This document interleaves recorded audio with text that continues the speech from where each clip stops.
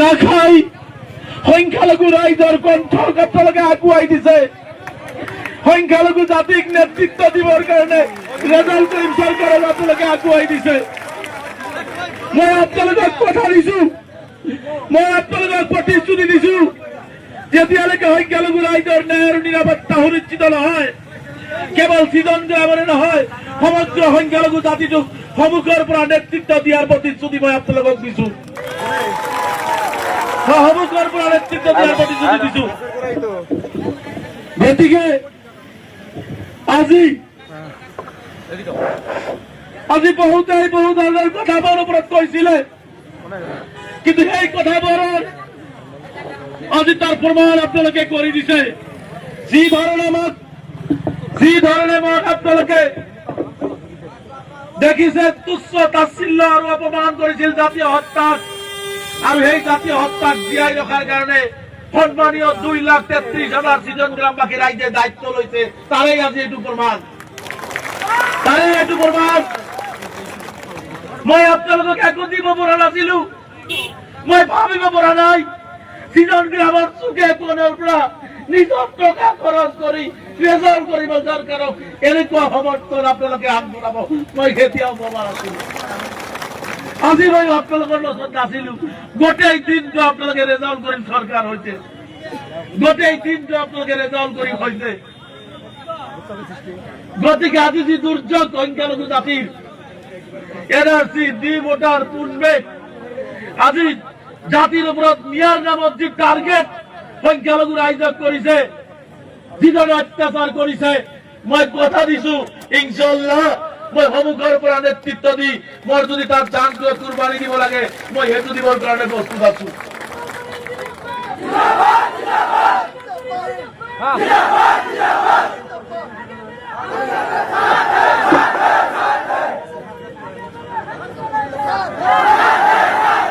আজি স্বতঃস্ফূৰ্তভাৱে এটা কথা প্ৰমাণ হৈছে যে ৰাইজে ইচ্ছা কৰিলে সকলোখিনি সম্ভৱ, আৰু সেই ইচ্ছা এইবাৰ বাকী ৰাইজে কৰিছে।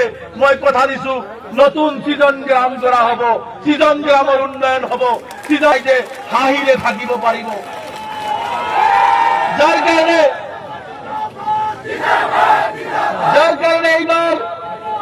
এইবাৰৰ 2026 চনৰ ভোট হব সৃজন গ্ৰামৰ উন্নয়নৰ ভোট। এইবাৰৰ 2026 চনৰ 9 তাৰিখৰ ভোট হব সংখ্যালঘু ৰাইজক নিৰাপত্তা দিয়াৰ ভোট। এইবাৰৰ ভোট হব ন্যায় নিৰাপত্তাৰ অধিকাৰ অনাৰ ভোট। এইবাৰৰ ভোট হব আপোনালোকৰ নিজৰ ল'ৰা ছোৱালীৰ অধিকাৰ আনিবৰ বাবে ভোট। গতিকে এইবাৰ আমি কোনো কথা নাই, মই ইউডিএফ দলক সন্মানীয় বদৰুদ্দিন আজমল সাহেবে প্ৰাৰ্থিত্ব দিছে। গতিকে ইউডিএফ দলৰ সকলো ধৰণৰ কৰ্মী আমাক সহযোগ কৰিছে।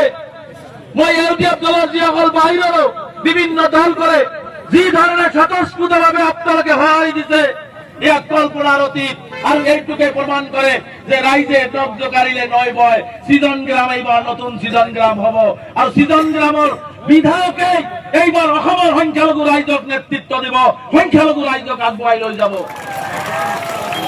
আমি কেৱল সৃজন গ্ৰামৰ সংখ্যালঘু ৰাইজে সৃজন গ্ৰামৰ উন্নয়নৰ কাৰণে ভোট দিব, আমি ভোট দিম অসমৰ 1,20,00,000 সংখ্যালঘু ৰাইজক যাতে সন্মুখৰ পৰা ৰেজাল্ট কৰিম চৰকাৰে নেতৃত্ব দিব পাৰে, এই কাৰণে আমি এইবাৰ ভোট দিম। গতিকে মই আজি বহুতে যোৱাকালিৰ পৰা আকৌ গালি আৰম্ভ কৰিছে। আজি যোৱাকালিৰ পৰা বিভিন্নজনে কৈছে ৰেজাল্ট কৰিম চৰকাৰৰ গাড়ী ঘোড়াটো নাই, গোটেই অসমৰ পৰা আঞ্চু কৰিছিল ল'ৰা আহিব, মোক ভাল পাই কোনোবা আহিব পাৰে, ডাঙৰ কথা নহয়, আহিব। কিন্তু ইয়াত দেখিছো তেওঁলোকক কৈছো ইয়াত পাই যাওক প্ৰত্যেকজনে সৃজন গ্ৰামৰ ভোটাৰ, আৰু প্ৰত্যেকজনে আপোনালোকক সৃজন গ্ৰামৰ পৰা উত্তৰ দিব। এইবাৰ সৃজন গ্ৰামৰ ভোটাৰে সিদ্ধান্ত গ্ৰহণ কৰিছে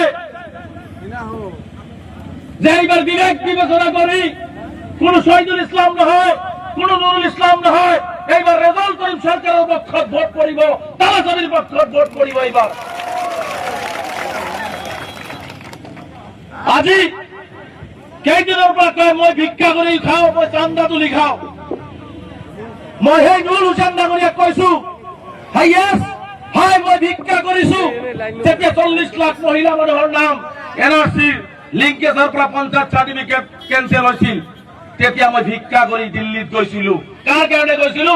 40 লাখ আই মাতৃৰ কাৰণে গৈছিলো। আৰু মোৰ নিৰ্যাতিত আই মাতৃৰ কাৰণে 1000 বাৰ ভিক্ষা কৰিম। তোমাৰ নুৰুল হুছেইনৰ ওচৰত কিন্তু নুৰুল ইছলামৰ ওচৰত হাত পাতিবলৈ যোৱা নাই। তোমাৰ নুৰুল ইছলামৰ ওচৰত মই হাত পাতিব যোৱা নাই। মই দুখীয়া নাই, তাৰ কাৰণে মই ভিক্ষা কৰিছো। এইটো মোৰ অপৰাধ হব পাৰে নেকি? নিজে জীৱনত কোনোদিন এটা দুখীয়া দৰিদ্ৰ মানুহক 1 পইচাৰ সহায় কৰিব পৰা নাই, কিন্তু আজি কংগ্ৰেছী ভাইসকলে অভিযোগ কৰিছে যে 7 কোটি টকা দি টিকেট কিনি আনিছে।